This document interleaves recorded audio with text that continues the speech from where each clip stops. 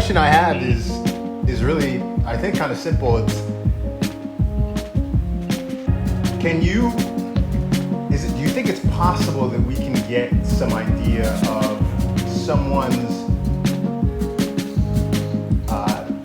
quote-unquote elasticity, someone's quote-unquote stiffness, or someone's neural capabilities, given we standardize a protocol that has bias towards demonstrating someone's neural abilities, allegedly?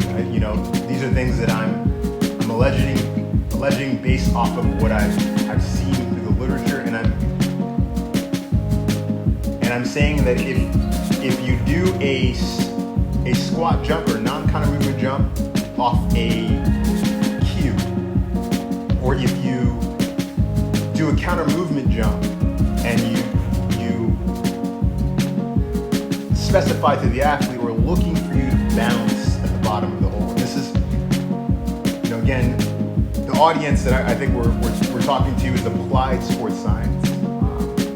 So we're living in that space, or speaking to that space of taking what we understand from the literature and applying it in the trenches, in the strength and conditioning room as a lab.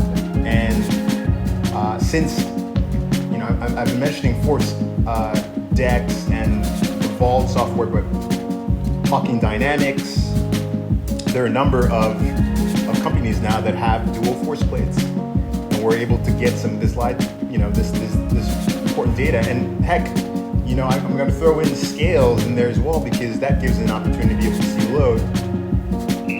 What can remain, I think, a good opportunity for engaging with the athlete, but also getting a very good picture to the athlete, or a comprehensive picture as it relates to what we see on the court, is these protocols. I want to finish with the last protocol, is a stiffness jump. And this is, I think, a good place to start, because stiffness is a weird word.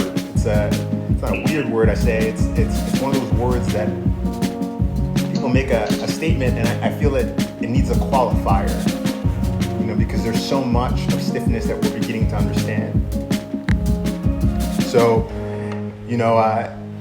I guess the first question to you is, what do you think about jump protocols? As in particular, a squat jump, or I say a non-counter movement jump, a counter movement jump, and a stiffness jump. To say player has X factor of neural capabilities based off the average of a group. Player has Y capabilities based off of the average of a group. Player has Z capabilities off the average of a group, or relative to a group mean.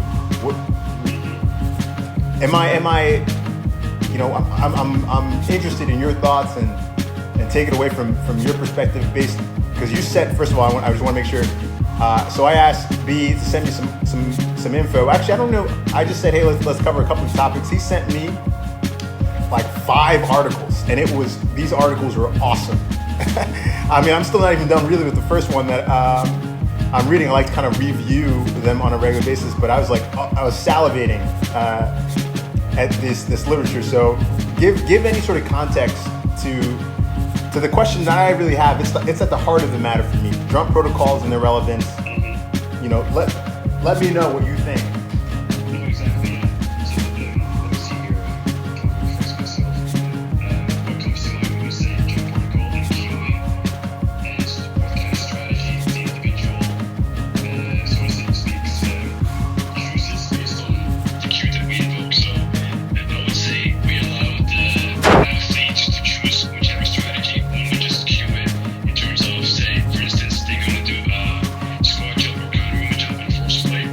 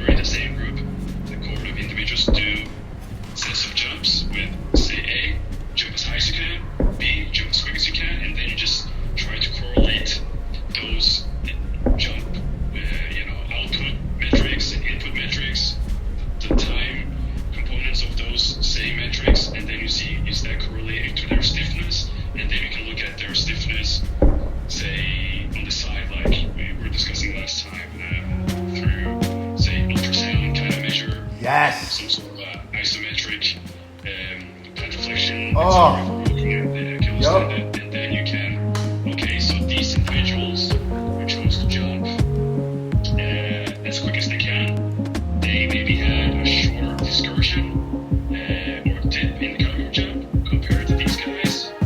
Maybe that's a neural strategy, or maybe we can also see it's a potential tissue stiffness component that leads itself to that. But yeah, it could be a little bit messy unless you standardize it. So I'm just talking out loud here now. So Yeah.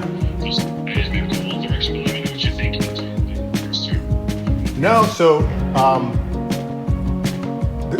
first of all, there's a lot that you just said there, and I want to go piece by piece because there is a lot, and people who are listening to this who are not of the sports science, or applied sports science sort of demographic, these coaches who work in sort of these elite sort of spaces. You worked in China. You were part of the national, sort of training, and you have that expertise. You followed, you studied in a number of people may not understand that you studied in a number of countries, including the U.S. as it relates to the highest level of sport in various capacities. So what I'm saying, and what I want to be clear, is that this can relate to the person who wants to go run a 5K. This is just about understanding your health, right? And diminishing joint pain and really sort of increasing functional performance on a regular basis. This goes from the person who, the gamer, to the person who's seated in an extended or seated position for a long period of time, that needs to sort of have mental acuity to kind of go through these blows, to the wrestler, to the golfer, to the basketball player, to the from the young up into the elite level. I think what we're talking about right now is something that's of the next level in terms of what is training, and it's because of tech and innovation. And I want to give credit to your expertise, because right now you jumped and you explained a number of things that people are probably not going to have that great of an understanding, because it's high level. And you mentioned ultrasound. That's not happening currently in elite facilities. It should be, but it's not happening. Maybe it's used in the context of, say, rehabilitation or conditioning, where you're looking maybe at other tissue changes, edema, like compartments in the body and whatnot. So I'm going to speak too much about that, but that's where it usually comes from. But nevertheless, in the clinical setting, when you're looking at tissue changes relatively to training, then that could also be used instead of being too invasive, where you're literally digging into people or taking. Yeah, I take that back. Actually, I'm pretty sure the Miami Dolphins have been using ultrasound. So in my experience, understanding what people are using in the strength and conditioning room, I keep wanting putting that as a parameter. I don't want to speak for rehab groups. I'm talking about where there is a bar and plates, and we're trying to elevate. Think of it as you're on a platform. This is our perimeter and parameter, right? Tech innovation that can occur on the platform, in your squat rack, both in the garage to your your standard elite training facility, to your fitness center, to your hotel center. These are all institutions that I think can benefit greatly from first having force plates, load plates, whatever it means, dual scales, and at least one member who understands some of the important transformations that can occur, and evaluations as well as assessments that occur from gaining what you just highlighted. I think you said, one, we can look at someone's neural abilities based off of different type of cues.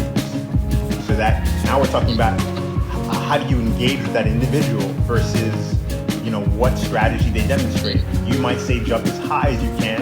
Maybe group A, might interpret that to be, evoke, the highest percentage of neural abilities, and then you say, hey, jump as quick as you can, and for whatever reason, that does not evoke, the highest level of neural ability for that individual. And so just by understanding, we can understand what are better coaching cues for individuals, and what kind of strategy people utilize. And I say that as a baseline for when they do get injured. And I'm dealing with an injury right now, and it would be nice to know. And unfortunately, I do have data through ForceDex that says, hey, this is the strategy that I often use for counter movement jump. Now, mine was a acute, sort of freak accident, and it wasn't chronic, but there's probably going to be some chronic changes that occur, and having that kind of information can kind of steer me, I think, in a good direction. And what you mentioned is just a coaching cue, all right? And then you mentioned ultrasound, which I think was pivotal, is that we might be getting some of this data, and this is thought. I don't know this to be true currently. This is something that I had the opportunity to bring to the most recent organization that I worked for, and I saw value immediately from it. There's data, involved data that showed that there was differences in stiffness, or let's just say differences in people's strategy as it relates to squat, the non-counter movement jump, the counter movement jump, and stiffness. What we didn't do, and I would love to have seen, because there's some really awesome research that's growing in this area, is the area of sort of light imaging, or getting wavelengths based off people's properties. And Hologic has this, as a company, Hologic has this new device that can kind of give good tissue readings as it relates to stiffness. But you actually had the opportunity, and I guess you don't really need, you may not need something as sophisticated as that. That might be, for the elite, but you had the opportunity to do something that is essentially what we're talking about. Is you looked at stiffness through two regards, right? It was through ultrasound. So we're actually visually seeing property changes as through light imaging and sort of the algorithms that are associated with that. And then you get an opportunity to kind of measure it through force changes, so length changes, and force readings, right? I guess time difference in how somebody's able to produce force within a given period of time. So that, that I think is a really powerful tool in the return from injury phase, or learning from injury phase, and we can find out just based off of how an individual moves on the court. Hey, it may not be good for you to use this type of movement strategy going forward. Try something different. And I'm saying this through the lens of a basketball player going up and down the court. Maybe he crosses over to the right 5 times, too much in a game, and you want to say, hey, let's start working on a different movement strategy so that we don't aggravate this recent injury that you've had, just based off what I'm seeing from stiffness readings, or based on what I'm seeing from your data-driven, quantified results as of late, based off of a large subset. That I'm trying to really clearly give the idea of what we can do, and in simple words,